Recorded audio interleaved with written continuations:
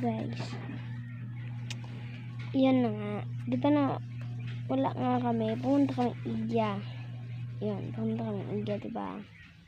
Pumunta kami Igya, pero naiwan ako dito. Kasi nga, gusto ko nga dito, ayoko nga doon. So, lagi ako bumabalik dito kahit may pasok. Diba? Paghapon, bumabalik na ako dito.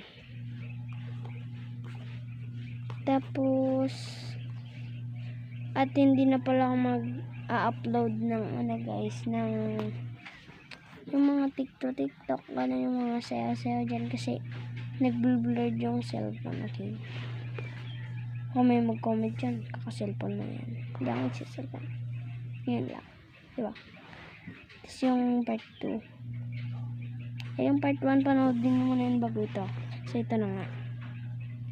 Diba nga, nainis na ako yun. Kasi, kanina, umuwi nga ako doon. Araw-araw nga akong bumabalik dito. Story time na tayo. Araw-araw nga akong bumabalik dito, no? So, naman. So, medyo, ganun nga. Si Hadin ko masyado siyang makulit sa cellphone. Nawakan niya to. Kaya, naging ganun. Nagpo-post na siya. So, nainis ako. So, hindi na ako magpo-post. Bye-bye.